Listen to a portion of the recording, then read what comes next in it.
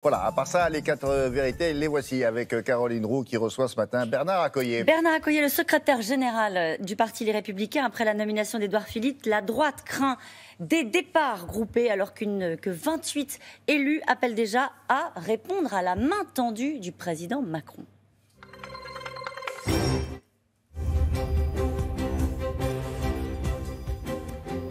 Bonjour Bernard Accoyer. Bonjour. Est-ce que vous vous sentez trahi? Non, nous sommes dans par Édouard Philippe.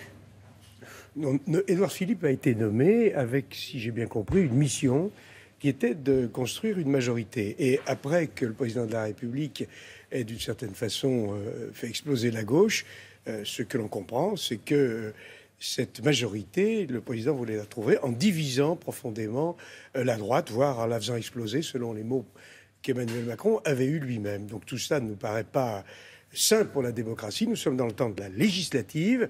Il y a eu une élection présidentielle où le débat a été, en quelque sorte, écarté par les affaires au premier tour, par le souhait d'écarter la candidate de l'extrême droite au deuxième tour. Maintenant, il faut parler du programme. Alors, du vous projet. allez très vite, vous enjambez ce qui vient de se passer, la nomination d'un Premier ministre de droite après l'élection d'Emmanuel Macron, ancien conseiller de François Hollande. Vous avez dit quelque chose de très fort, vous avez dit que ça n'est pas sain pour la démocratie. En quoi ça n'est pas sain pour la démocratie? Parce qu'au lieu d'avoir une campagne où on parle du projet, comme on n'en a pas parlé à la présidentielle, on devrait parler de ce que veut faire M. Macron. Un projet que nous avons combattu pendant plusieurs mois, pendant la campagne. Maintenant, on n'en parle plus. Et donc, il faut parler du projet et non pas des personnes, des ralliements ou des campagnes de recrutement. Il ne s'est rien de passé, Bernard Accoyer. Il ne s'est rien passé. C'est pas si grave. C'est ça que vous êtes venu nous dire ce matin. Je viens de vous dire que ce qui passe est grave dans la mesure où, au lieu de parler du projet, de ce que va être la vie des Français dans les années qui viennent, on parle de personnes, on parle de casting, on parle d'image. Mais il y a un projet, il a été combattu, c'est celui de M. Macron, il veut le mettre en œuvre. Nous voulons que les Français se prononcent sur le projet lors des élections législatives, et après le 18, eh bien là, nous discuterons sur ce sur quoi nous sommes d'accord dans le projet de M. Macron. Il y a l'Europe, il y a le droit du travail, il y a l'école, et puis sur ce sur quoi nous ne sommes pas du tout d'accord, les impôts, parce que M. Macron, c'est l'héritier des impôts de M. Hollande, les questions de communautarisme, de sécurité, et bien d'autres sujets encore. Vous nous expliquez qu'il y a et qu'il reste un clivage. Pour porter des idées, c'est un truc dingue, il faut des hommes.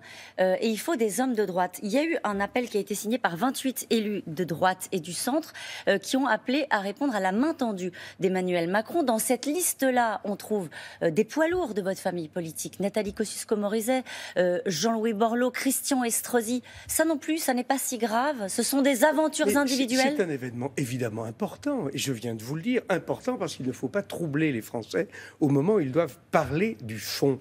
Mais encore une fois, nous sommes en campagne, nous avons nos 577 candidats qui parlent du programme. Quant à eux, qui ne parlent pas d'image, il y a quelques personnalités qui ont des notoriétés variables. Dans ces 25 ou 28 personnes dont vous parlez, il y en a une poignée à peine qui est candidate aux législatives. Ce que je dénonce, mais je le dénonce calmement, c'est de dire qu'il faut faire les choses dans l'ordre. Il y a un président, il était élu, ça c'est incontestable. Il y a des législatives dans lesquelles on doit parler du programme, et après, en fonction de la majorité qui aura été élue à l'Assemblée, eh bien, la discussion entre nos amis politiques, les Républicains et l'UDI, et le chef de l'État et son représentant, le Premier ministre, s'établiront. Il y a, encore une fois, des points qui sont positifs, des points que nous pouvons accepter. Qu'est-ce que vous leur diriez à certains de vos camarades de droite qui seraient tentés par intégrer un gouvernement, puisqu'aujourd'hui, Édouard Philippe va nommer son gouvernement et on attend sans doute quelques personnalités issues de votre famille politique. Qu'est-ce que vous leur diriez, là, si vous les aviez en face de vous? N'y allez pas? Je leur dirais que c'est plutôt les électeurs qu'il faut écouter. L'appel qui est lancé par une personnalité que nous avons combattue pendant plusieurs mois me paraît moins fort, moins légitime que ce que souhaitent nos électeurs. Et nos électeurs, ils nous disent, défendez nos idées et après, bien entendu, travaillez tous ensemble pour le meilleur résultat pour la France. Ils sont en colère, vos électeurs, là, de ce que vous en savez, de ce qui est en train de se passer? Nous recevons beaucoup de messages évidemment, de nos électeurs, qui ne comprennent pas ce qui se passe. Parce que nous avons eu un discours contre un candidat, et maintenant, certains d'entre nous disent « Non, mais bon, c'est fini, on parle d'autre chose ». Non, parlons du fond, du projet, de ce qui nous sépare sur le fond. Ce ne sont pas les personnes qui sont importantes en politique, ce sont les idées. Bien sûr que si, Bernard Accoyer. Aussi, ce sont les personnes. La preuve, il y a des élections, on vote pour des députés qui sont des personnes qui incarnent un projet. Pourquoi minimiser à ce point cette crise qui est en train de traverser votre parti politique et qui est sans doute maniée avec une forme d'habilité politique? Oui, vous me direz ce que vous en pensez par Emmanuel Macron. Mais je le reconnais très volontiers. C'est un coup de maître. L'approche du pouvoir par Emmanuel Macron, en écartant ses amis, en commençant par le président de la République lui-même, Manuel Valls. Ensuite, le premier tour d'élection présidentielle, dont on nous dira un jour, les historiens et la justice, parce qu'il y a des enquêtes en cours, nous diront ce qui s'est passé dans le fait que François Fillon a été attaqué et finalement empêché d'arriver au deuxième tour. Ce qui se passe maintenant, tout cela est effectivement un bouleversement. Il est devant nous. Mais la droite tient, même si un certain nombre de nos amis, dont certains ont des noms qui sont plus ou moins connus, peuvent se laisser tenter par l'appel du pouvoir. Qu'est-ce qui vous permet de dire que la droite tient? Parce que je viens de vous le dire, 577 candidats, LR et UDI, sont en campagne. Et notre famille politique a un projet. C'est un projet qui est complètement différent, notamment sur la question des prélèvements obligatoires et bien d'autres choses, de celui que M. Macron et son Premier ministre voudraient et ne nous disent pas mettre en œuvre. Chaque élu LR fait ce qu'il veut, peut répondre à l'appel d'Emmanuel Macron sans prendre le risque d'être exclu de son parti politique. On ne s'y retrouve plus, Bernard Accoyer, sur la ligne. Et François Baroin avait paru très sévère à l'endroit de ceux qui étaient tentés par l'aventure Macron.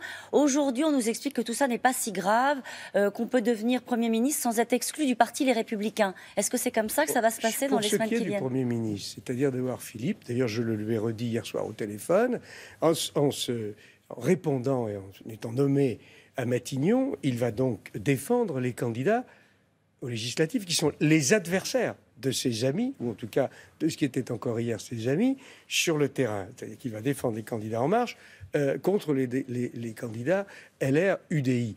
Il s'est donc mis en dehors de notre famille politique. Il l'a quitté lui-même. C'est ce que je vous dis et qui est très clair. Il a quitté notre mouvement. Et ce sera la même chose pour d'éventuels ministres qui seraient nommés dans un gouvernement d'Édouard Philippe dans la journée? Très probablement. Il y a un bureau politique, nous en débattrons. Très probablement.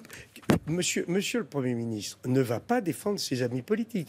Il va défendre nos adversaires. Vous comprenez bien qu'il y a un problème. Merci beaucoup, Bernard Accoyer. C'est à vous, William.